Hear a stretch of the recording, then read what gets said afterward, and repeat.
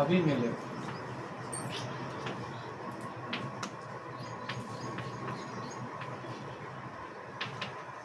పేరుకు అర్థము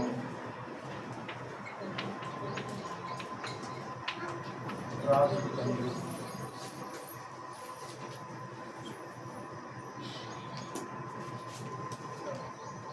ఇతని గురించి ఎక్కడ మనకు అనిపిస్తుంది అంటే న్యాయాధిపతులు 9వ అధ్యాయం 1 నుంచి 57 వచ్చినాయి.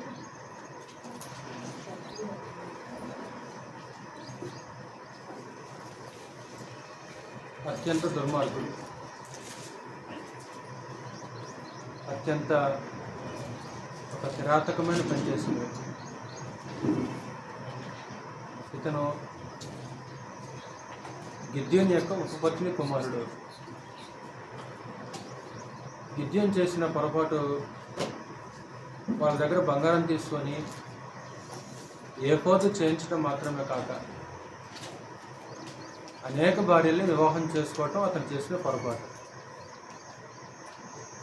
వాస్తవానికి ఒక అధికారి ధర్మశాస్త్ర ప్రకారంగా ఒక రాజు అనేక మంది స్త్రీలని వివాహం చేసుకోకూడదు. గిద్యోను రాజు కాదు, కానీ ఒక అధిపతిగా ప్రజలకి నాయకుడిగా ఉన్నాడు. అనేక భార్యల్ని వివాహం చేసుకొని 70 మంది కుమారులు కన్నాడు.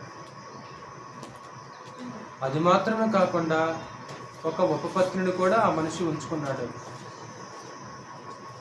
ఆ ఉపపత్ని కుమారుడే అబీమెలెకు. చూద్దాం. న్యాయాధిపతుల గ్రంథము 9వ అధ్యాయం. ఇశ్రాయేలీయులు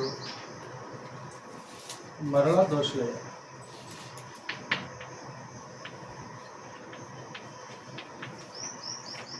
ఇశ్రాయేలీయులు మరలా దోషులయ్యారు. ఏం చేసి దోషులయ్యారు వాళ్ళు? ఏం చేసి దోషులయ్యారు? 29వ వచనం, 8వ అధ్యాయము 29వ వచనం చదువు. ఇందా చదివాం, మరలా చదువు. 8:29. తరువాత యోవాషు కుమారుని యుబ్బయలు తన ఇంట నివసించుటకు పోయింది. గిద్యోనుకు అనేక భార్యలున్నందున కడుపున కనిన 70 మంది కుమారులు అతనికి ఉండిరి. 70 మంది మగపిల్లలానికి.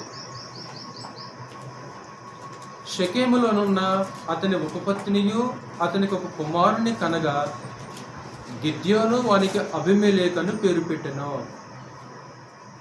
అంటే భార్య కుమారుడు కాదు, ఉపపత్ని కుమారుడు. భార్యనేమో తన ఇంట ఉంచుకున్నాడు, ఉపపత్నినేమో షెకెములో ఉంచాడు. ఆడికి కుమారుడు పుడితే ఆడికి అబీమెలెకు అని పేరు పెట్టాడు. యోవాషు కుమారుని గిద్యోను మహావృద్ధుడై చనిపోయి అబియజ్రీల వఫ్రాలోనున్న తన తండ్రిని యోవాషు సమాధిలో పాతిపెట్టబడింది. 33వ వచనం. గిద్యోను చనిపోయిన తర్వాత ఇశ్రాయేలీయులు చుట్టూ నుండి తమ శత్రుల చేతుల నుండి తమను విడిపించిన తమ దేవుని యెహోవాను జ్ఞాపకము చేసుకొనక. అంటే వాళ్ళు చేసిన నెంబర్ 1 దోషం ఏంటంటే దేవుని మరచిరి.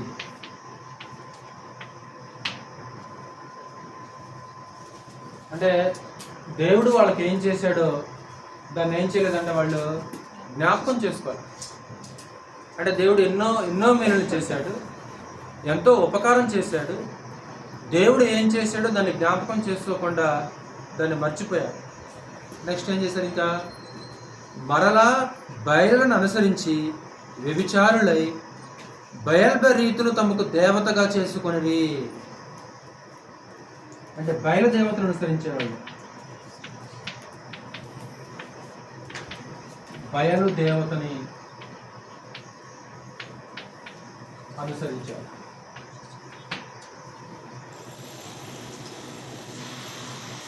మూడు 35 మరియు వారు గిద్యోనును యెరుబ్బయలు ఇశ్రాయేలుకు చేసిన ఉపకారమంతయు మరచి అతని ఇంటి వారికి ఉపకారము చేయకపోయిరి.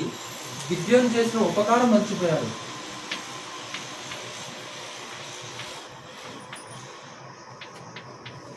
గిద్యోను చేసిన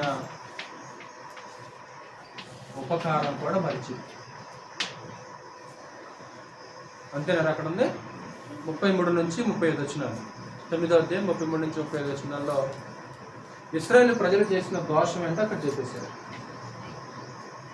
అంటే దేవుణ్ణి మర్చిపోయారు వాళ్ళు. ఒకసారి మనం కూడా దేవుడు ఏం చేశాడో అది జ్ఞాపకం చేసుకోకుండా దేవుడిని మనం కూడా మర్చిపోతుంటాం.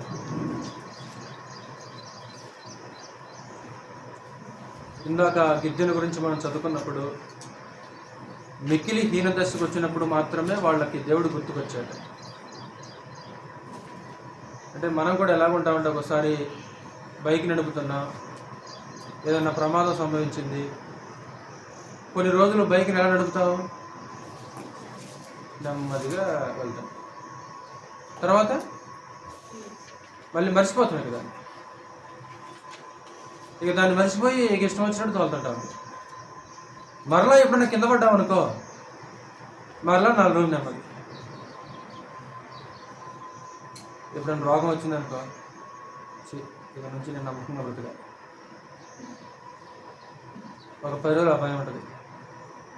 రోగం తగ్గినాక మంచి ఆరోగ్యవంతులైన తర్వాత ఎలా ఉంటుందో నాకు ఇష్టపడతానా? మర్చిపోతాను. ఆ మాటల్లో తేడా ఉండదు, ప్రవర్తనలో తేడా ఉండదు, అవే మాటలు. రోగం వచ్చిన ఒక 10 రోజులు మాత్రం అమ్మో.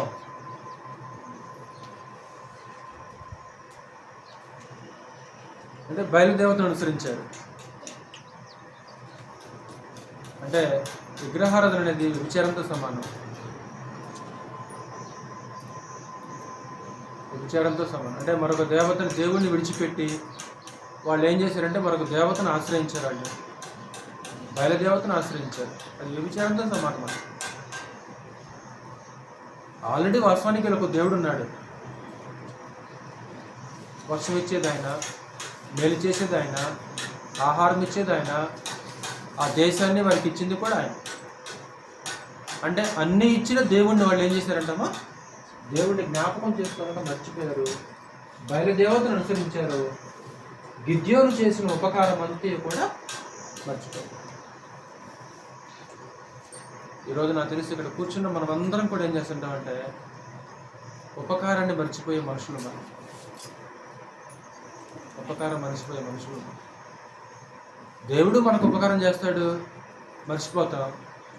ఒకసారి మనుషులు కూడా మనుషులు ఎవరో ఒకరు మనకు కూడా ఉపకారం చేస్తారు, మనం కూడా ఏం చేస్తాము? దాన్ని మర్చిపోతాం. అంటే కృతజ్ఞత లేని వాళ్ళుగా ఉంటాం మనం కూడా ఒకసారి. అంటే ఉపకారానికి ప్రత్యుపకారం చేయాలనేది ఒక సామెత లోకంలో. దైవ నియమం కూడా అదే. దైవ నియమం కూడా ఎవరైనా నీకు ఉపకారం చేసి దాన్ని మర్చిపోకూడదు, ప్రత్యుపకారం చేయాలి. ప్రత్యుపకారం చేయాలి, తిరిగి మనం ఉపకారం చేయాలి. మొట్టమొదట మనం తిరిగి ప్రత్యుపకారం చేయవలసింది ఎవరికి? మొట్టమొదటగా మనము ప్రత్యుపకారం చేయవలసింది ఎవరికి? ప్రత్యుపకారం అంటే తిరిగి చేయటం దాన్ని ప్రత్యుపకారం అంటారు. ఎవరు చేయాలి? మొట్టమొదట మనం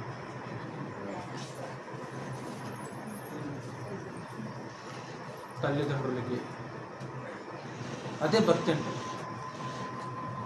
వీరు మొదట తమ ఇంటి వారి ఎడల భక్తి కనపరచుటకును తమ తల్లిదండ్రులకు ప్రత్యుపకారము చేయుటకును నేర్చుకొనవలెను.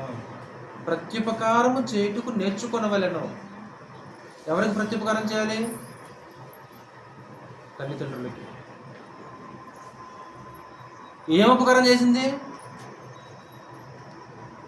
అమ్మ చేసిన ఉపకారం ఒకటి చెప్పు, నాన్న చేసిన ఉపకారం ఒకటి చెప్పండి. ఏమి లేవా? ఏమి లేవా?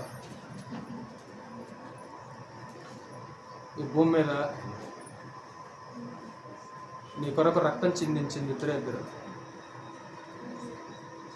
ఒకటి క్రీస్తు యేసు, 2 తల్లి.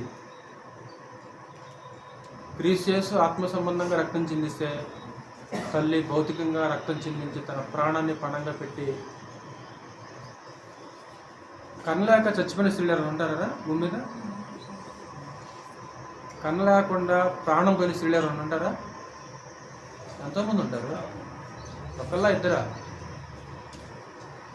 అంటే ఒక్కొక్కసారి కని కూడా ప్రాణం అంటే ఆ బిడ్డను కంటానికి తల్లి ఏం చేసిందామా? ప్రాణం పెట్టింది. బిడ్డను కంటానికి తల్లి ప్రాణం పెట్టింది. యేసుక్రీస్తు కూడా మన కొరకు ప్రాణం పెట్టాడు. ఆయన ఆత్మ సంబంధమైన, ఆయన కొలత వేరే, అది అత్యున్నతమైన కొలత. ఆ తల్లిని క్రీస్తుని రెండు కొలత వేయలేం. క్రీస్తు యేసు అత్యున్నతమైన కొలత. మనం క్రీస్తు యేసు గురించి మాట్లాడుకోవట్లేదు. ఈరోజు మనకి ఎవ్వరికి అర్థం కాదు ఆ తల్లి తండ్రి మనకి ఎంత ఉపకారం చేశారో, ఎంత మేలు చేశారో మనలో ఇక్కడ కూర్చున్న మనలో ఎవ్వరికి అర్థం కాదు.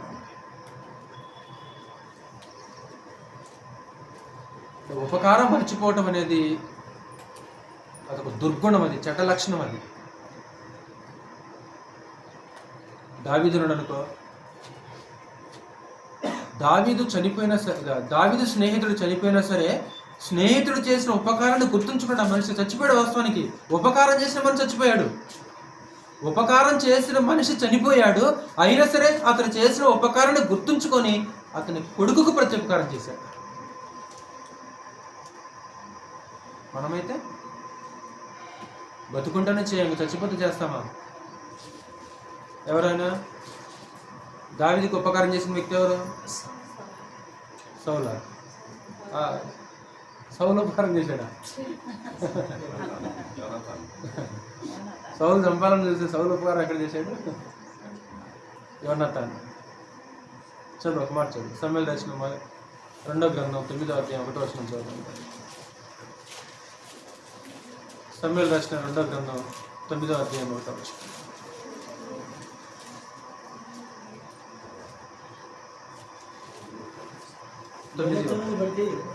యోనాతానును బట్టి నేను ఉపకారము చూపుటకు సౌలు కుటుంబములలో ఎవడైనా కలడా? యోనాతానును బట్టి నేను ఉపకారము చూపుటకు. ఒకరోజు యోనాతాను దావీదుకి ఉపకారం చేశాడు, మేలు చేశాడు, మర్చిపోలా. ఈరోజు లోకంలో మనుషులు మేలు పొందుతారు, మర్చిపోతుంటారు. అంటే ఇక్కడ ఇశ్రాయేలు ప్రజలు కూడా ఏం చేశారంటే, ఒకటి దేవుణ్ణి మర్చిపోయారు, బయలు దేవతను అనుసరించారు, గిద్యోను చేసిన ఉపకారాన్ని అంతటా కూడా మర్చిపోయారు. ఈ అబీమెలెకు అనేవాడు ఒక దుర్మార్గపు ఆలోచనతో ఉన్నాడు.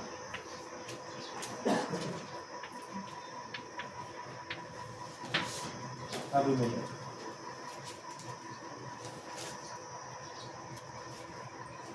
9వ అధ్యాయము 1వ వచనం. 9వ అధ్యాయం 1వ వచనం. యెరుబ్బయలు కుమారుడైన అబీమెలెకు షెకెములోనున్న తన తల్లి సహోదరుల యొద్దకు పోయి వారితోనూ తన తల్లి పితరుల కుటుంబీకులందరితోనూ, తండ్రి చనిపోయిన వెంటనే తల్లిగారు ఊరెళ్ళాడు. తండ్రి చనిపోయిన వెంటనే తన తల్లి ఊరి దగ్గరికి వెళ్ళాడు. వెళ్ళి ఏమంటున్నాడు? 2వ వచనం. మీరు దయచేసి షెకెము యజమానులందరూ విన్నట్టు వారితో మాట్లాడి, మీకేది మంచిది? యెరుబ్బయలు యొక్క కుమారులైన 70 మంది మనుషులందరూ మిమ్మల్ని ఏలుట మంచిదా? ఒక మనుషుడు మిమ్మల్ని ఏలుట మంచిదా? నేను మీ రక్త సంబంధిని జ్ఞాపకము చేసుకొనుడి అని పలుకుడని. ఒక కుట్ర. షెకెము అనే యజమానులతో మాట్లాడుతున్నాడు. 70 మంది మిమ్మల్ని ఏలటం మంచిదా? నేనొక్కడే మిమ్మల్ని ఏలటం మంచిదా? అయినా సరే నేను మీకు రక్త సంబంధిని. అంటే ఒక ప్రాంతీయతత్వాన్ని తీసుకొచ్చేసాడు. రెండోది రక్త సంబంధాన్ని తీసుకుని వచ్చేసాడు. అంటే షెకెము తన తల్లి సొంత ఊరు. నేనైతేనేమో ఇక్కడ లోకలు, నేను మిమ్మల్ని వేలటం ఏలుబడి చేయటం మంచిదా? ఎక్కడి నుంచో నాన్ లోకల్స్ 70 మంది కుమారులు ఉన్నారు అక్కడ, గిద్యోను కుమారులు, వాళ్ళు ఏలటం మీకు మంచిదా అని ప్రజలలో ఒక దురాలోచన పుట్టించేశాడు అధికారం కోసం. అంటే లోకల్స్, నాన్ లోకల్స్. ఈ భేదం ఉంటుందా ఎక్కడన్నా? లోకల్, నాన్ లోకల్స్ అనే భేదం అని ఉంటుందా? భేదం ఉంటుందా? ఇప్పుడు నేను ఏమన్నా ఎక్కడన్నా ఊర్లో నివసించేటప్పుడు లోకల్స్, నాన్ లోకల్స్ అనే భేదం ఏమైనా ఉంటుందా? ఉండదు. అక్కడ లోతు దగ్గర కూడా మనం చూడవచ్చు. పరదేశిగా ఉండటానికి వచ్చి తిరుగుతాడు, వీడేవాడు అసలు నీకు ముందు నీకిడి చేస్తాం మేము. దానియేలు, షడ్రక్, మెషక్, అబేద్నెగో మీద కూడా నేరం ఉండడానికి కారణం ఏంటి? నాన్ లోకల్స్ వాళ్ళు, మేము లోకల్ క్యాండిడేట్స్. మేము ఇక్కడ ఏమంటే అబీమెలెకు, ఇదిగో నేను మీ సొంత ఊరిని, నేను మీ సొంత వాడిని, నేను మీ రక్త సంబంధిని, నేను మిమ్మల్ని ఏలుబడి చేయటం మంచిదా లేకుంటే వేరే వాళ్ళు మిమ్మల్ని ఏలుబడి చేయటం మంచిదా? అంటే ఒక రాజకీయ తత్వపు ఆలోచన. ఈరోజు లోకంలో రాజకీయాలు కూడా ఎలాగుంటాయంటే విభజించు పాలించని మాట్లాడుతుంటారు కొంతమంది. విభజించు పాలించు అన్నట్లు ప్రాంతీయతత్వాన్ని, మతతత్వాన్ని, కులతత్వాన్ని తీసుకుని వస్తారు. అంటే వీడు మన కులపోడు, లేకుంటే వీడు మన ప్రాంతీయవాడు, లేకుంటే వీడు మన మతపోడు అనే ఒక ఆలోచనతోటి కూడా నేటి ప్రజలు కూడా అంతే ఉంటారు. అంటే అలాంటి ఆలోచన అబీమెలెకులో కనిపిస్తుంది. కాబట్టి నేను మిమ్మల్ని పరిపాలన చేయటం మంచిదా లేకుంటే 70 మంది పరిపాలన చేయటం మంచిదా? అప్పుడు వాళ్ళు ఏమన్నారు? 3వ వచనం, అతని తల్లి సహోదరులు అతన్ని గూర్చి షెకెము యజమానులు వినట్లు ఆ మాటలన్నీ చెప్పగా వారు ఇతడు మన సహోదరుడు అనుకొని తమ హృదయము అబీమెలెకు తట్టు త్రిప్పుకొనిరి. ఇతడు ఎవరు? మన సహోదరుడు. వాడు మంచోడా, వాడు నమ్మకస్తుడా, వాడు యథార్థవంతుడా, ఇవన్నీ చూడాల. వాళ్ళు ఏం చేశారమ్మా? వాళ్ళు కేవలం వీడు మన రక్త సంబంధి, కేవలం వీడు మన రక్త సంబంధి. ఇప్పుడు ఒక అధికారికి, ఒక న్యాయాధిపతికి ఉండవలసిన లక్షణాలు ఏంటి? ఇప్పుడు న్యాయాధిపతికి ఉన్న లక్షణాలు అబీమెలెకులో ఉన్నాయా? న్యాయాధిపతి కావాలంటే కొన్ని లక్షణాలు ఉండాలి. నిర్గమకాండం 18వ అధ్యాయం. అతనిలో సామర్థ్యం చూడలేదు, వాస్తవానికి అతనిలో వాళ్ళు నమ్మకత్వాన్ని చూడలేదు, అతనిలో వాళ్ళు ఏమాత్రం కూడా యథార్థతను చూసిన వాళ్ళు కా. వీడు మనోడు అంతే, వీడు మన కులపోడు, లేకుంటే వీడు మనోరోడు, లేకుంటే వీడు మన మతానికి సంబంధించిన వాడు అని నేటికి కూడా అలాంటి రాజకీయాలు మనకు లోకంలో కనిపిస్తుంటాయి. అన్నమాట. ఇదిగో మన కులపోళ్ళందరూ మనకే ఓటేస్తారు, లేకుంటే నాన్ లోకల్ ఎక్కడి నుంచి వచ్చేసి మన దగ్గర పరిపాలన చేయడం ఏంటి? ఈ మధ్య ఎలక్షన్ జరిగినాయి కదా, ఎలక్షన్ జరిగినప్పుడు కూడా ఇప్పుడు గెలిచిన ఎమ్మెల్యేనే ఏమన్నంటే నాన్ లోకల్ ఆంధ్రాతో నుంచి ఇక్కడ పరిపాలన చేయడం ఏంటి? ఎలా ఓట్లేస్తారు? అంటే అధికారం కోసం ఏం చేస్తారంటే ఏదో ఒక ఆలోచన ప్రజల్లోకి నెడతారు. తమ వైపు తిప్పుకోవడానికి, ప్రజల్ని తమ వైపుకు తిప్పుకోవటానికి వారి ఆలోచనల్లో ఏదో ఒకటి నాటుతారు వాళ్ళు వారి మనసులో. ఇంతకీ మనిషి పోటీగా పనిచేస్తుంది ఇక్కడ తెలంగాణ వ్యక్తి, ఆంధ్ర వ్యక్తి వచ్చి తెలంగాణలో పరిపాలన చేయడం ఏంటి? మీరు ఎలా ఓట్లేస్తారు? ఇదిగో నేనైతే తెలంగాణ వాడిని. రాజకీయం అంతా ఎలా ఉంటుందంటే ఒక కుళ్ళు, ఒక కుట్ర, కుతంత్రం తప్ప ఏమన్నా ఒక యథార్థత, న్యాయం ఉంటుందా రాజకీయంలో? ఒక పెంటది, ఒక బహు భయంకరమైన పెంటది. ఒక రాజకీయ నాయకుడు ఎలాగ ఆలోచిస్తాడో ఇక్కడ అబీమెలెకు కూడా అంతే ఆలోచించాడు. నేను మీకు రక్త సంబంధిని. వాళ్ళు కూడా ఏమనుకున్నారు? వాడు మంచోడని చూడలేదు, మనవాడు, మన రక్త సంబంధి. అంటే వాడు ఎలాంటిడైనా సరే వీడు మనోడు, వీడు మన కులపోడు, లేకుంటే వీడు మన మతానికి చెందినవాడు. 18వ అధ్యాయము 21వ వచనం చదువు. 18వ అధ్యాయం 21వ వచనం చదువుతాము. మరియు నీవు ప్రజలందరిలో నెంబర్ 1 సామర్థ్యము, నెంబర్ 2 దైవభక్తి, నెంబర్ 3 సత్యాసక్తి కలిగి, నెంబర్ 4 లంచగుండులు కాని మనుషులను ఏర్పరచుకొని 1000 మందికి ఒకనిగాను, 100 మందికి ఒకనిగాను, 50 మందికి ఒకనిగాను, 10 మందికి ఒకనిగాను వారి మీద న్యాయాధిపతులు నియమించము. న్యాయాధిపతులు ఎలాంటి లక్షణాలు ఉండాలి? 4 లక్షణాలు. 1 సామర్థ్యం, 2 దైవభక్తి, 3 సత్యాసక్తి, 4 లంచగొండులు కానివాడు. ఇలాంటి వాళ్ళని నువ్వు న్యాయాధిపతులుగా నియమించు. ఇప్పుడు ఆ షెకెము ఊరి వాళ్ళు అబీమెలెకుని న్యాయాధిపతిగా నియమించుకుంటారు తమ్ముడు. ఎందుకని అబీమెలెకులు ఈ 4 లక్షణాలు ఉన్నాయా? మచ్చుకు కూడా కనపడతాడు. ఒక స్వార్థం తప్ప, ఒక స్వార్థం, ఒక కుట్ర కుతంత్రం తప్ప అతనిలో ఎక్కడుందమ్మా? నమ్మకం ఉందా? భక్తి ఉందా? ఇప్పుడు సమూయేలు మంచి న్యాయాధిపతి. సమూయేలు కుమారులు ఎలాంటి వాళ్ళు? లంచగొండ్లు. అప్పుడు ప్రజలందరూ ఏమంటారు? నీ కుమారులు నీ వంటి ప్రవర్తన గలవారు కారు, కుదరదు వీళ్ళు. అంటే లంచగొండ్లు న్యాయాధిపతిగా ఉండకూడదు. ఈరోజు మన దేశంలో న్యాయాధిపతులు అంటే జడ్జి. నిజంగా ఈరోజు మన దేశంలో సుప్రీంకోర్టు జడ్జికి 4 లక్షలు ఉన్నాయా? ఇష్టపడుతున్నా మన భారతదేశం సుప్రీంకోర్టు జడ్జి కానీ, మన హైకోర్టు జడ్జి కానీ, లేకుంటే ఇంకా ఉంటారు కదా రకరకాల జిల్లా జడ్జి, లేకుంటే ఆ జడ్జి లాయర్స్ ఉంటారు. నిజంగా ఈ 4 లక్షలు ఉంటాయి వాళ్ళకి? న్యాయాధిపతి అంటే ఇంగ్లీష్లో జడ్జి అంటారు అనమాట. అంతే. ఈ న్యాయాధిపతుల పుస్తకాలు కూడా ఇంగ్లీష్లో జడ్జెస్ అంటారు. అంటే ఇలాంటి వ్యక్తులనే నువ్వు న్యాయాధిపతి జడ్జిగా నియమించాలి. ఇది దైవ చట్టం. అంటే దేవుని క్వాలిఫికేషన్ ఇది. కానీ మనుషుల క్వాలిఫికేషన్ ఏంటి?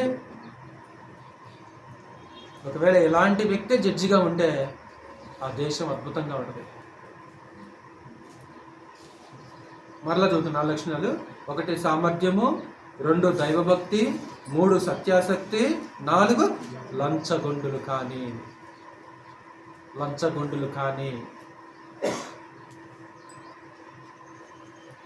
నిజంగా మన దేశంలో లంచం లేని వ్యవస్థ ఏదుందనా?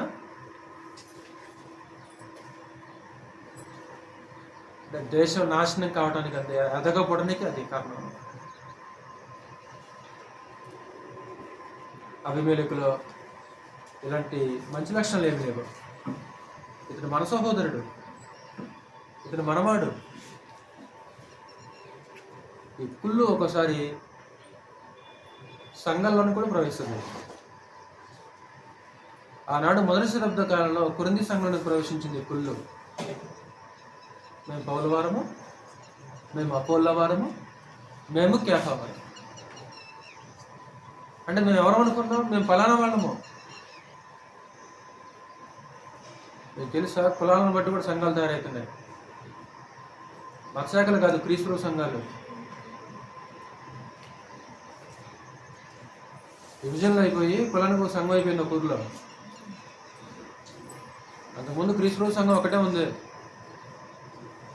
కాలక్రమంలో ఒక రోగం ప్రవేశించింది. ఏంటంటే ఇదిగో మన వాళ్ళందరం కలిసి ఒక సంఘం అవుతాం. అలా సంఘం అయితే 2 ముక్కలు అయిపోయింది అనమాట. ఒక క్యాస్ట్ ఒక సంఘం, ఇంకొక క్యాస్ట్ ఇంకొక సంఘం. అంటే లోకంలో ఉండే పెంట ఎక్కడికి వస్తుంది? ఆనాడు కొరింథీ సంఘంలోకి ప్రవేశించింది, నేటి సంఘాల్లో కూడా ప్రవేశించింది. ఏంటంటే మనమంతా ఒకటే. దేన్ని బట్టి? ప్రాచీన పురుషుడు ఏమైపోయాడు? వాడు జావలా. క్రీస్తు యేసులో బాప్తిసం పొందినప్పుడు ప్రాచీన పురుషుడు ఇంకా చావలేదు కాబట్టి మనమంతా ఒకటే. మనోడు వాడు దస్తే ఈ మాటలు రావు, ఈ బుద్ధి రాదు. ఒకవేళ నేటికి మనకు కూడా అలాంటి ఆలోచనలు ఉంటే మన ప్రాచీన పురుషుడు నిజంగా చచ్చిపోయాడా? అప్పుడు వాళ్ళందరూ ఏం చేశారంటే అబీమెలెకు హృదయాలు తిప్పుకుంటారు. 4వ వచనం. అప్పుడు వారు బయల్బరీతు గుడిలో నుండి 70 తులముల వెండి తెచ్చి అతనికి ఇయ్యగా. ఎందుకు అంటే బయలుదేవత గుడిలోకి వెళ్ళి ఆ హుండీలో 70 తులాల వెండి ఉందంటామా. ఆ వెండి తీసుకొచ్చి ఎవరికి ఇచ్చేసారంట? అబీమెలెకు ఇచ్చేసాడు. ఎందుకో మనకు అర్థం కావడానికి. ఆడి దగ్గర రాజకీయ పార్టీ అంటే ఆ పార్టీని అవడానికి వాళ్ళు ఫండ్స్ ఇచ్చారంతే. ఈరోజు మన భారతదేశంలో కూడా అనేక మంది ధనవంతులు రాజకీయ పార్టీలకు ఏం చేస్తారు? ఫండ్స్ ఇవ్వకపోతే నెక్స్ట్ అధికారంలోకి వచ్చిన తర్వాత ఏం చేస్తారు? అల్లాడిస్తారు. కంపెనీని ఏం చేస్తారన్నమాట? వ్యాపారస్తులని, కంపెనీలని వాళ్ళు భయపడి ఏం చేస్తారంటే ఇదిగోండి 2 కోట్లు ఇస్తామండి మీ పార్టీకి అంటారు అనమాట. అంటే ఇప్పుడు వీళ్ళు కూడా ఏం చేశారంటే ఇదిగో వెండి ఇచ్చేసారు. దేనికి? పార్టీ నడిపించడానికి. మరి వాడేం చేశాడు? ఆ వెండి తీసుకుని వాడేం చేశాడంటే, ఇప్పుడు పార్టీ కూడా క్యాటర్ కావాలి కదా, వెనక జనం ఉండాలి. ఏం చేశాడు? ఆ డబ్బుతోటి నెక్స్ట్ ఏం చేశాడు? వాటితో అబీమెలెకు అల్లరి జనమును కూలికి పెట్టుకొనెను, వారు అతని వశమునుండిరి. వాటి చేయాలి కదా. ఆడే వెనకాల నడుస్తుంటాడు అబీమెలెకు, వెనకుండా అందరూ ఏం చేయాలమ్మా? అంటే వాళ్ళు ఏం వెండిచ్చేశారు, వీడు వెళ్ళేం చేశాడు అనమాట, జనాన్ని డబ్బులు ఇచ్చేసాడు అనమాట. ఈరోజు కూడా ఎలక్షన్ మీటింగ్ వచ్చేసింది అనుకో, 500 రూపాయలు కూలి, బిర్యానీ ప్యాకెట్, ఒక క్వార్టర్ మందు. ఎంత దూరమైనా సరే లారీ ఎక్కి. ఈ రాజకీయం ఇప్పుడు కాదు, అప్పుడే ఉంది. వాళ్ళేమో వెండి ఇవ్వటం, వీడు తీసుకోవటము, వీడు వెళ్ళేమో అల్లరి జనాన్ని తన దగ్గర తిప్పుకోవటం. ఎందుకంటే రాజకీయ నాయకుడు ముందు వెళ్తుంటే వెనకాల వెళ్ళాలి కదా, జెండలు కట్టుకుని చేయాలి కదా. అసలు నిజంగా వాళ్ళకి రాజ్యాంగం తెలుసానా? వాళ్ళకి రాజ్యాంగం తెలుసా? రాజకీయం తెలుసా? పార్టీ సిద్ధాంతాలు వాళ్ళకి తెలుసా? ఏం తెలియదు. ఏమంటది?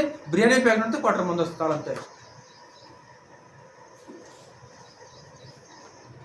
అంటే మనుషులను అలా తయారు చేస్తాడు, మనుషులను తయారు చేస్తాడు అంతే. ఈ అల్లరజనం ఏం చేశారంటే తమ్ముడు 5వ వచనంలో, తర్వాత అతడు వఫ్రాలో ఉన్న తన తండ్రి ఇంటికి పోయి, అంటే షెకెం వచ్చాడు. షెకెం వచ్చేసి షెకెంలో ఉన్న వాళ్ళందరూ తన వైపు తిప్పుకొని మాట్లాడుకొని తిరిగి మరలా తండ్రి ఇంటికి వెళ్ళాడు. తండ్రి ఇంటికి వెళ్ళి ఏం చేశాడు? తండ్రి ఇంటికి పోయి యెరుబ్బయలు కుమారులను, తన సహోదరుల 70 మంది మనుషులను ఒక్క రాతి మీద చంపెను. బాబా, ఎంత దుర్మార్గం జరిగించాడు అంటే, గిద్యోని యొక్క 70 మంది కుమారులను ఏం చేశాడు? ఒక్క రాతి మీద చంపించేశాడు. మనకు అర్థం కావాలంటే ప్రతిపక్షం ఉండకూడదు అంతే. అది ఎందుకంటే వాస్తవానికి ఒరిజినల్ సీడ్ వాళ్ళు, ఎందుకంటే భార్య కుమారులు వాళ్ళు. అధికారం ఎవరుకుంటుంది నిజంగా? వాళ్ళకుండా వీడికి ఎందుకుంటుంది? వీడేవాడు? వీడు ఉంచుకున్న దాని కుమారుడు. వీడు కుట్రతోటి కుతంత్రంతో మనుషులు తన వైపు తిప్పుకుని అధికారం రాబట్టాలనుకున్నాడు. కాబట్టి ప్రజలందరూ ఏం చేశారనమాట? వీడిని నమ్మేశారు. అరే, గిద్యోను మనకు అంత ఉపకారం చేశాడు గతంలో, అయినా సరే వాళ్ళ కుమారులు కాకుండా వీడిని ఎలా పెట్టుకుని అనుకున్నారు పెద్దలు? ఆలోచించరా? ఎందుకు ఆలోచించలేదు? వీడు మన రక్త సంబంధి, వీడు మనోడు అంతే. వాడు ఎలాంటిడైనా సరే వీడు మనోడు. 70 మందిని చంపేశారంట. అంటే ప్రతిపక్షం, ఎందుకంటే ఈ అధికారంలోకి వచ్చేసిన వాళ్ళు తిరుగుబాటు చేస్తారు. తిరుగుబాటు చేయకుండా ఏం చేశాడు అనమాట? చంపించేశాడు. అంటే హత్యలతో కూడుకున్న ఒక రాజకీయం. ఈరోజు రాజకీయాల్లో కూడా జరిగేది ఏంటిదంటే హత్యలే. అయితే ఒక్క చిన్న కుమారుడికి మాత్రం తప్పించుకున్నాడు. నెక్స్ట్ చివరి మాట ఏమంటాడు? యెరుబ్బయలు చిన్న కుమారుడైన యోతాము మాత్రమే దాగి ఉండి తప్పించుకునేను. 70 మంది కుమారుల్లో ఒక్కడు మాత్రం తప్పించుకున్నాడు. 69 మందిని నిర్దాక్షిణ్యంగా చంపేశాడు అన్న. దేనికోసం అమ్మ ఇది? దేనికోసం ఇది? అధికారం కోసం. వీడు మంచోడా కాదా ఆలోచించలేదు. ఇప్పుడు వాళ్ళకి అర్థం కావాలిగా తమ్ముడు, వీడు తోబుట్టును చంపిన కసాయుడు, వీడికి అధికారం వేస్తే తర్వాత నెక్స్ట్ మనల్ని ఏం చేస్తున్నాడు? వీడికి అర్థం కావాలి షెకెం యజమానులకి, ఆ ఊరి పెద్దలకి. ఇప్పుడు మనం వెండిచ్చాము, వెండితే వీడు ఏం చేశాడు? అల్లరి జనాన్ని కూలి పెట్టుకున్నాడు. తర్వాత ఏం చేశాడు? 69 మంది తోబుట్టులను ఏం చేశాడు? చంపేశాడు. ఇప్పుడు తోబుట్టువుల్ని రక్త సంబంధంలో చంపినాడు, రేపు మనల్ని ఏం చేస్తాడు?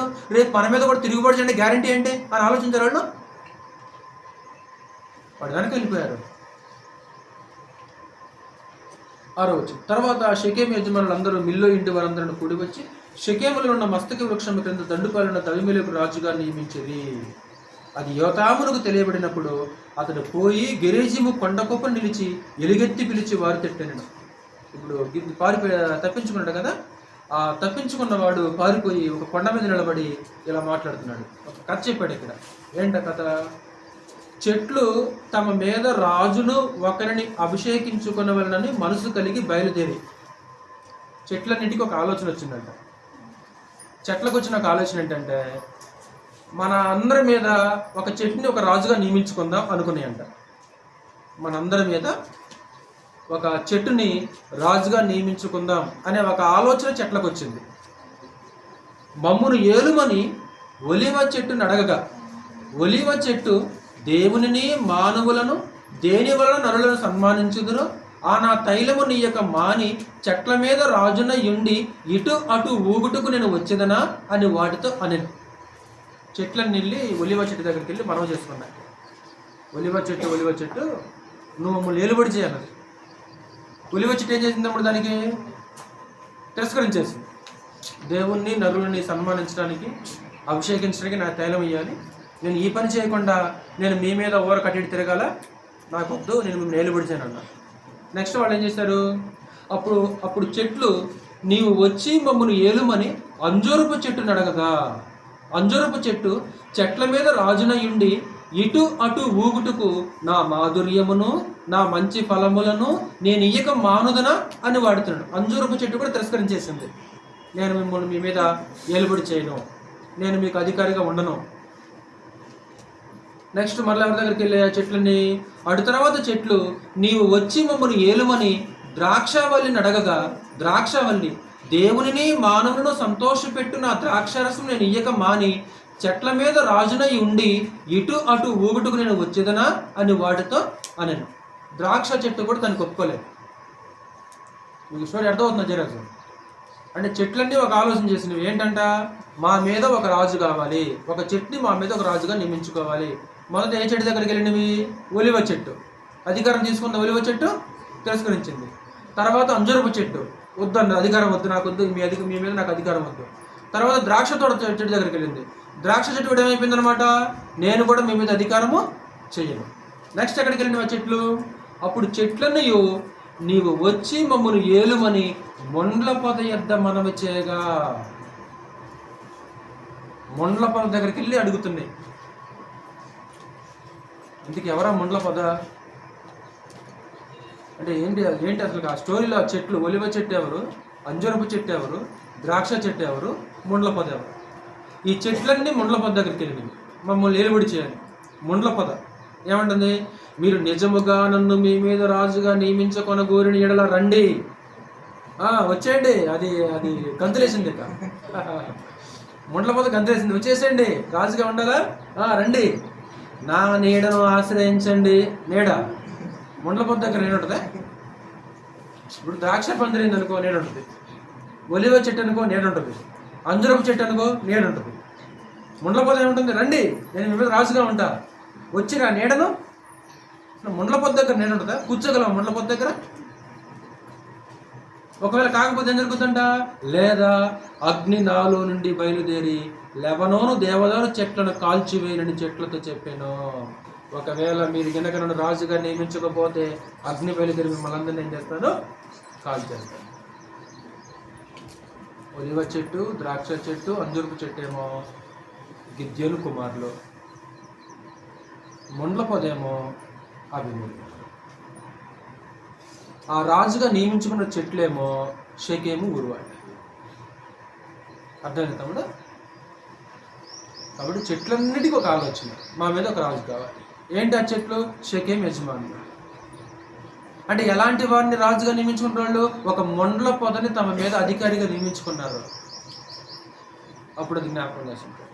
అయితే 17వ వచనం, మీరు నా తండ్రి కుటుంబం మీదకి లేచి ఒక రాతి మీద అతని కుమారులను 70 మంది మనుషులను చంపి అతని పనికెత్తకోబడి అబీమెలెకు మీ సహోదరుడైనందున షెకెము వారి మీద అతన్ని రాజుగా నియమించి ఉన్నారు.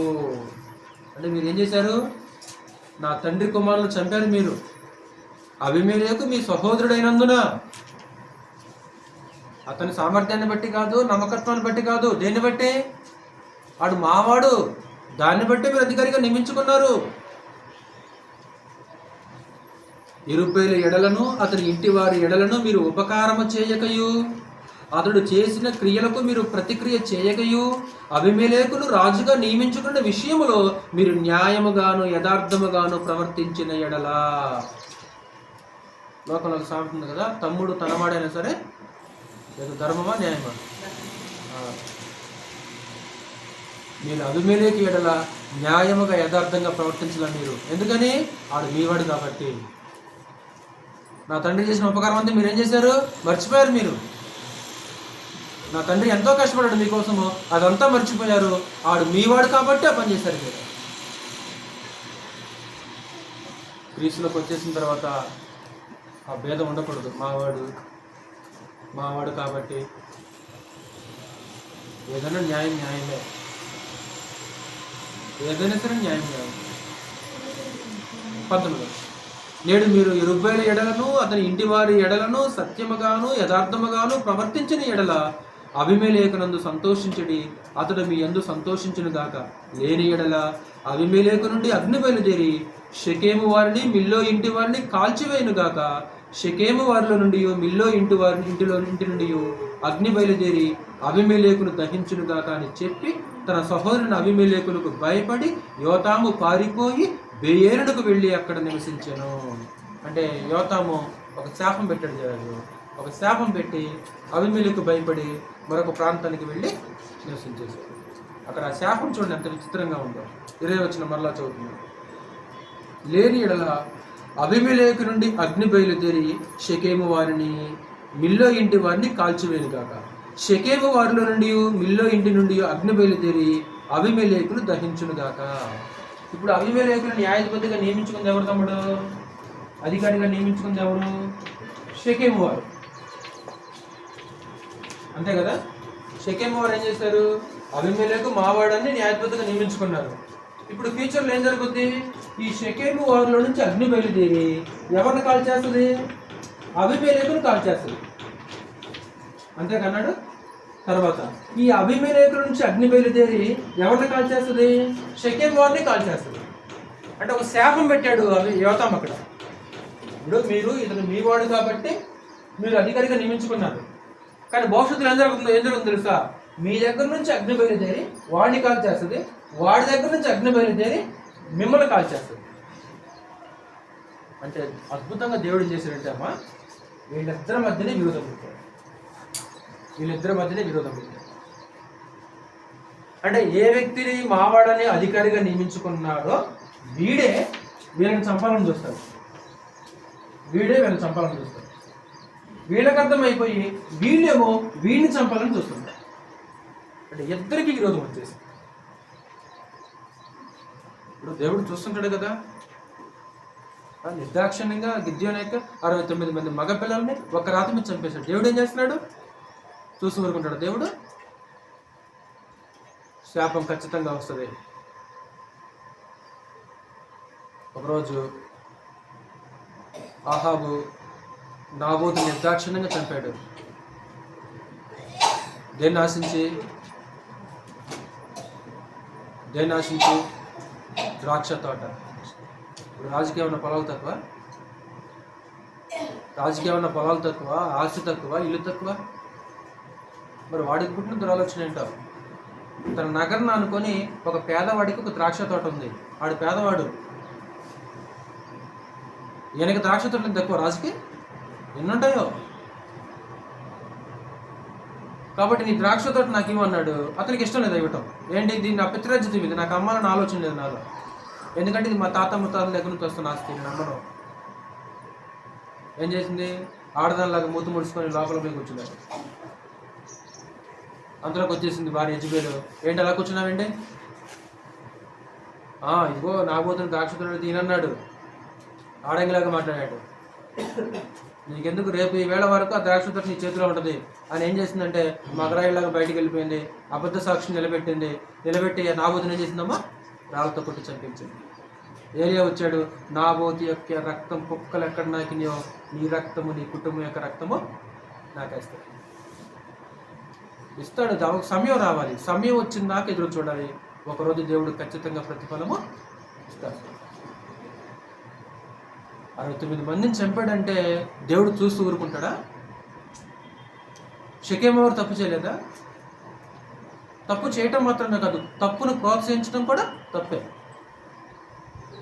అవునా కదా? ఇప్పుడు నరహత్య చేయటం కాదు, నరహత్యకు సహకరించడం కూడా నేరమే. కాబట్టి పాపంలో అబీమెలెకు పాపం ఎంత ఉందో షెకెము వారి కూడా పాపం కూడా అంతే ఉంది. ఎందుకంటే వాళ్ళు అతన్ని అది ఒక అధిపతిగా నియమించుకున్నారు. దేవుడు వెంటనే వాళ్ళిద్దరి మధ్య విరోధం పెట్టాడు. నెక్స్ట్ 22వ వచనం చూడండి. అబీమెలెకు 3 సంవత్సరములు ఇశ్రాయేలు మీద ఏలిక ఎండెను. అప్పుడు యెరుబ్బయలు 70 మంది కుమారులకు చేయబడిన ద్రోహ ఫలము వారిని చంపిన అబీమెలెకును వారి సహోదరుని మీదకి అదిగో ద్రోహ ఫలము అతడు తన సహోదరులను చంపునట్లు అతని చేతులను బలపరిచిన షెకెము యజమానుల మీదకి వచ్చినట్లును. అంటే షెకెము యజమానులు ఏం చేశారంటే అబీమెలెకు చేతులు బలపరిచారు. ఎందుకు? గిద్యోను యొక్క కుమారులను చంపునట్లును. వీళ్ళు ప్రోత్సహించారు. అంటే తప్పు చేయటం మాత్రమే కాదు, తప్పును ప్రోత్సహించకూడదు. మనము పాపం చేయకుండా ఉండటం మాత్రమే కాకుండా పాపాన్ని ఏం చేయకూడదమ్మా? ప్రోత్సహించకూడదు. మనం చేతనైతే చేస్తుంటే అడ్డుకోవాలి పాపాన్ని. మనం చేయకూడదు. చేతనైతే చేసే వాళ్ళని అడ్డుకోవాలి. ఒకవేళ లేకుండా నోరు మూసుకొని కూర్చోవాలి. అంతేగాని పాపం చేసినట్టు మనం ఇతరులను ప్రేరేపించకూడదు. మన సహకారం వాళ్ళకి అందించకూడదు. అది కూడా పాపమే. అది కూడా దేవుడు లెక్కలో తీసుకుంటాడు. ఇప్పుడు యెరోబాము గురించి ఏమంటాడు? ఇశ్రాయేలీయులు పాపము చేయుటకు కారకుడైన యెరోబాము పాపం చేయడం మాత్రమే కాకుండా ఇశ్రాయేలు ప్రజలు పాపం చేయడానికి ఒక కారణమైపోయాడు. తరతరాలు ఆ దోషం యెరోబాము కుటుంబం మీదకి వచ్చింది. అంటే ఒక ద్రోహం చేశాడు. ఆ ద్రోహ ఫలం అనేది షెకెము వాళ్ళ నెత్తి మీదకి వచ్చింది, అలాగే అబీమెలెకు నెత్తి మీదకి వచ్చింది. వారు చేసిన ప్రాణహత్య వారి మీద వచ్చినట్లును దేవుడు అబీమెలెకునకును షెకెము యజమానులకును వైరము కలుగుటకై వారి మీదకి దురాత్మను పంపెను. ఏం చేసినట్ట? అబీమెలెకు షెకెము యజమానులకి ఇద్దరికి దేవుడు వైరం పెట్టాడు. అమ్మా అర్థమవుతున్నారా? సరిత అంటే మనోడని నియమించుకుంటారు కదా, వీడు కూడా ఏం చేశాడు? తన తల్లి సహోదరులు వీళ్ళంతా కూడా తల్లిగారు ఊరికి. కాబట్టి అక్కడికి వెళ్ళిపోయాడు. ఇక్కడ పప్పులు ఉడకవు కదా, ఎందుకంటే 70 మంది కుమారులు ఉన్నారు. తండ్రింటి దగ్గర 70 మంది కుమారులు ఉన్నారు. ఇక్కడ పప్పులు ఉడకవు అనమాట. అప్పుడు తల్లి వెళ్ళి ఇదిగో ఇది మా ఊరు అని ఏం చేశారంటే అక్కడికి వెళ్ళిపోయి అదిగో వాళ్ళని తన వైపు తిప్పుకున్నాడు. వీళ్ళు కూడా ఏమనుకున్నారు? వీడు మనోడు. చివరికి దేవుడు ఏం చేశారంటే వాళ్ళిద్దరి మధ్యనే వైరం పెట్టాడు. ద్రోహ ఫలాన్ని, అంటే వాళ్ళు చేసిన ద్రోహాన్ని దేవుడు వాళ్ళ నెత్తి మీదకే తీసుకుని వచ్చేసాడు. షెకెము వాళ్ళేమో అబీమెలెకుని ఎప్పుడు చంపుదామని ఎదురు చూస్తున్నారు. అబీమెలెకేమో వాళ్ళని ఎప్పుడు చంపుదామని ఎదురు చూస్తున్నారు. ఒకరోజు ఏం జరిగిందంటే షెకెము వాళ్ళంతా అబీమెలెకు భయపడి ఒక గోపురంలో ఉన్నారని సంగతి అర్థమైపోయింది. ఆడేం చేశారంటే తన సేవకులు పిలిపించి చెట్టును నరికేసి ఆ గోపురాన్ని ఏం చేశారంటే తగలబెట్టేశాడు. సుమారు 1000 మందిని చంపేశాడు. అంటే అంత దుర్మార్గంగా ప్రవర్తించాడు చూడండి ఆ మనిషి. 1000 మందిని షెకెము వాళ్ళని, అంటే ఎవరైతే తనను అధికారిగా నియమించుకున్నారో వాళ్ళని చంపేశాడమ్మా. చూడండి అక్కడ. అప్పుడు షెకెము యజమానులు అబీమెలెకును వంచించిరి. ఎట్లనగా షెకెము యజమానులు కొండ శిఖరముల మీద అతని కొరకు మాటుగాండ్లను ఉంచి ఆ మార్గమున తమకు సమీపించిన వారిని అందరినీ దోచుకుని అది అబీమెలెకునకు తెలపబడెను. అంటే అబీమెలెకును చంపడానికి ఒక కొండ దగ్గర మాటుగాండ్లు ఉంచిన సంగతి అబీమెలెకు వినపడింది. వెంటనే అబీమెలెకు మీదకి వచ్చేసి షెకెము వాళ్ళని సుమారు ఒక 1000 మంది చంపేసింది.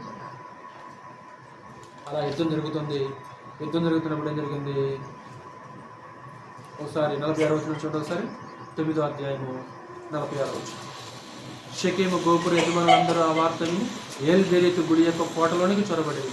షెకెము గోపుర యజమానులందరూ కూడి ఉన్న సంగతి అబీమెలెకును తెలపబడినప్పుడు అబీమెలెకును అతనితో ఉన్న జనులందరూ సల్మోను కొండనెక్కి అబీమెలెకు గొడ్డలి చేత పట్టుకుని చెట్ల నుండి పెద్ద కొమ్మను నరికి ఎత్తి భుజం మీద పెట్టుకుని, నేను దేన్ని చేయటం మీరు చూచితురో మీరును నేను చేసినట్టుగా నేను త్వరగా చేయడని తనతో ఉన్న జనులతో చెప్పాను. అప్పుడు ఆ జనులందరూ ప్రతి వాడును ఒక్కొక్క కొమ్మను నరికి అబీమెలెకును వెంబడించి ఆ కోట దగ్గర వాటిని పెట్టి వాటి వలన ఆ కోటను అగ్నిచేత కాల్చిరి. అప్పుడు షెకెము గోపుర యజమానులు అనగా స్త్రీ పురుషులు ఇంచుమించు 1000 మంది చచ్చిరి. ఎవరని చంపాడు? చంపింది ఎవరినవా? తన గురువు వాళ్ళని, తనకు అధికారం ఇచ్చిన వాళ్ళని, తన అధికారిగా నిలబెట్టుకున్న వాళ్ళని. రక్త సంబంధంలో చంపిన కషాయుడు వీళ్ళు మాత్రం వదిలిపెడతాడా? అధికారం కోసం ఎందుకు వదిలిపెడతాడు? భయంకరమైన ఒక కషాయవాడిగా దుర్మార్గం కనిపిస్తుంది.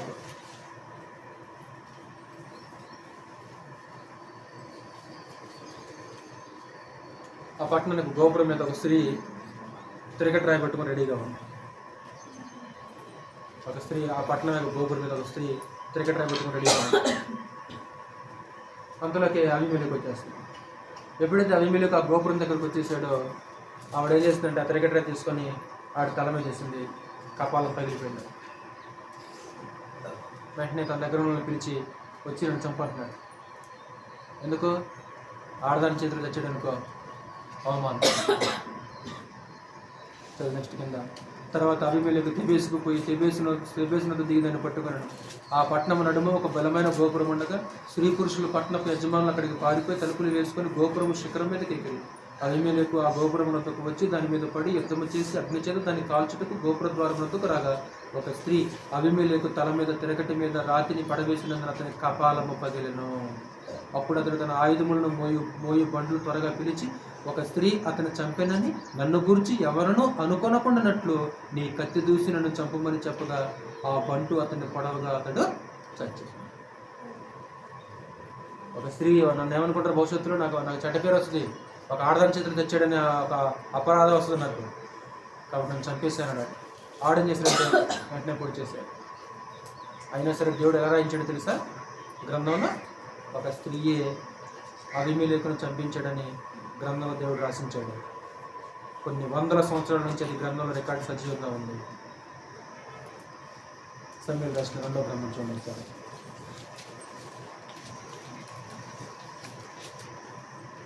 11వ అధ్యాయం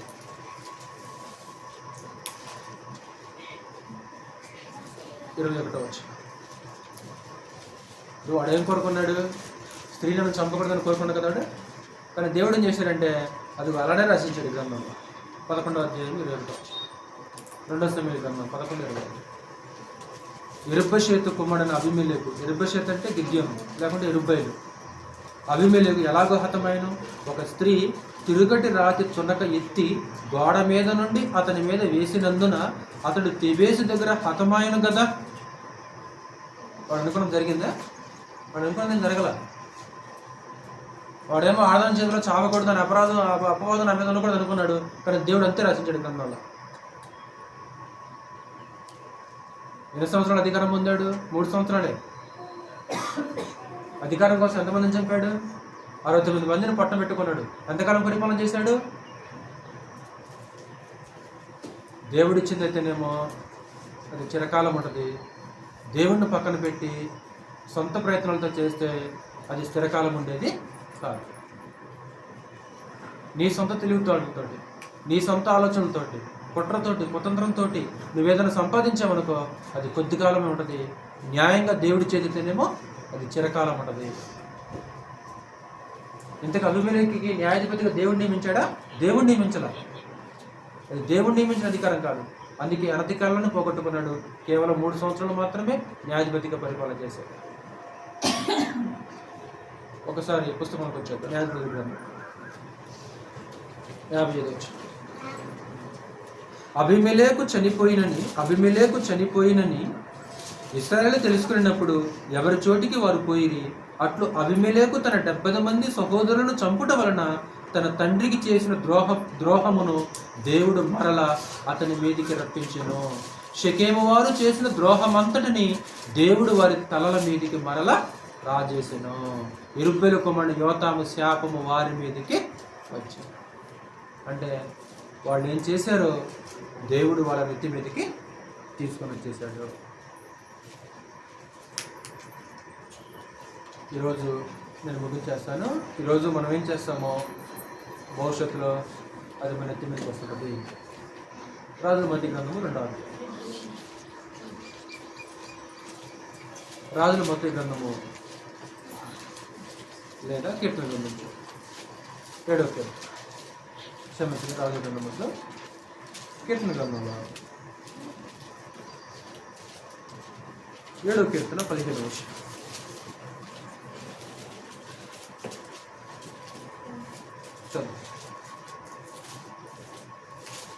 7వ కీర్తన 15వ వచనం.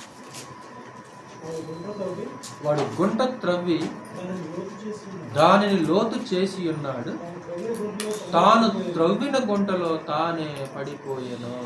ఎవడు తీసిన గోతులు వాడు పడితే నాకు సామెత కదా లోకంలో. అది దైవ నియమం. అది కొన్ని వేల సంవత్సరాల క్రితమే పుట్టిన దైవ నియమం అది. నెక్స్ట్ మాట 16వ వచనం. వాడు తలంచిన చేటు వాని నెత్తి మీదకే వచ్చును, వాడు యోచించిన బలత్కారము వాని నడినెత్తి మీదనే పడును.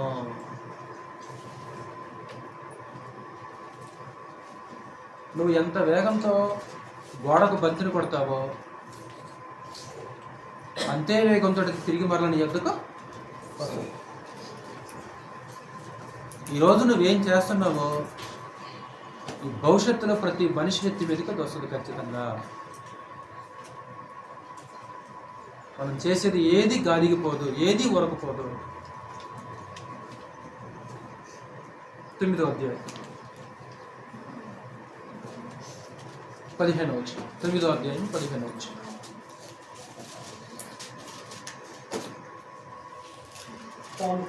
తాము త్రవ్విన గుంటలో జనములు మునిగిపోయింది, తాము ఒడ్డిన వలలో. అంతే కదా. షెకెం వారు ఏమైపోయారు? తాము తీసుకున్న గుంటలో అలా పొందేసుకున్న వాళ్ళకి అర్థం కావట్లేదు.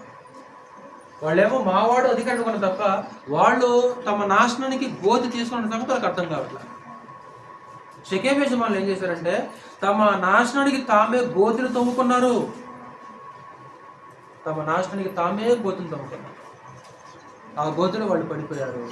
తాము ఒడ్డిన వలలో వారి కాలు చిక్కుబడి ఉన్నది.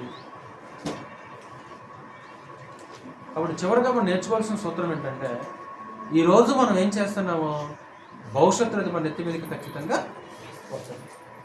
ఎక్కడికి వెళ్ళిపోతుంది. సహజంగా ఒక మాట అంటారు లోకంలో, పాపంతో ఆవేశం ఏంటంటే నీకు వడ్డీతో సహాయిస్తే ఒకరోజు నేనే మర్చిపోను. విన్నారు ఎప్పుడన్నమాట? వడ్డీతో సహా నీకు ఇచ్చేస్తా అంటారు మనుషులు పాపంతో. ఆ పని ఎవరు చేస్తారు తెలుసా? దేవుడు చేస్తాడు. నువ్వు ఇప్పుడు ఎంత రెచ్చిపోయావో, నువ్వు ఇప్పుడు ఎంత పెట్టలేకపోతున్నావో ఒకరోజు దేవుడు వడ్డీతో సహా తిరిగి నీకు ఇచ్చేస్తాడు. నీ చేతిలో పెడతాడు ఖచ్చితంగా. చివరికి ఒక మాట చదివి ముగిస్తాను. ఓబద్గీత 1వ ఓబద్గీత 761 పేజీ పాత నిబంధన 1వ అధ్యాయం 15వ వచనం. ఓబద్గీత గ్రంథం 1వ అధ్యాయం 15వ వచనం. యెహోవా దినము అన్యజనులందరి మీదికి వచ్చుచున్నది, అప్పుడు నీవు చేసినట్టే నీకును చేయబడను, నీవు చేసినదే నీ నెత్తి మీదికి వచ్చును. 1 నీవు చేసినట్టే నీకు చేయబడును, 2 నీవు చేసినదే నీ నెత్తి మీదకి వస్తుంది. వాళ్ళు చేసిన ద్రోహ ఫలాన్ని దేవుడు ఏం చేశాడమ్మా? ఏం చేశాడరా? షెకెము వాళ్ళు చేసిన ద్రోహాన్ని, అబీమెలెకు చేసిన ద్రోహాన్ని తిరిగి దేవుడు వాళ్ళ తల మీదకి రప్పించాడు. అది భూమి మీద పుట్టే ప్రతి మనిషికి అప్లై అయ్యే సూత్రం. ఈ భూమి మీద ప్రతి మనిషి ఏం చేస్తున్నాడో ఖచ్చితంగా అతని తల మీదకి ఒకరోజు వస్తుంది. కావున దేవునికి భయపడి నీతి న్యాయం కలిగి దేవుని యొక్క సముఖంలో విధేయత చూపించి తగ్గించుకోవాల్సిన అవసరత. ఒకవేళ ఇప్పుడు నీ కాలం నడుస్తుందని నువ్వు వెర్రవేకొచ్చేమో, ఎప్పుడు నీ కాలం అలా ఉండదు. దేవుడు చూస్తుంటాడు. ఆయన వదిలిపెట్టడు, ఎవరిని వదిలిపెట్టడు. కావున భయముతో వణుకుతో దేవుని పట్ల విధేయత కలిగి తగ్గింపు కలిగి పట్టవలసిందిగా ప్రేమపూర్వకంగా వేడుకుంటూ ముగిస్తున్నాను. చదవండి ఒకసారి మరలా 6 నుంచి 6, 7, 8, 9 అధ్యాయాలు. ఈ 4 అధ్యాయాలు ఒకసారి మరలా చదవండి. అలాగే న్యాయాధిపతుల గ్రంథం 1 నుంచి 9 అధ్యాయాలు మీరు చదవండి. మీరు కేవలం విని మరలా నోట్స్ని పక్కన పెట్టి మరలా వచ్చే నెలలో ఈ నోట్స్ని ఓపెన్ చేశారనుకో మీకు ఎలాంటి ప్రతిఫలం ఉండదు, మీకు ఎలాంటి ఉపయోగం ఉండదు నాకు తెలిసి. మీరు నేర్చుకున్న దాన్ని ఏం చేయాలంటే మీరు తరచుగా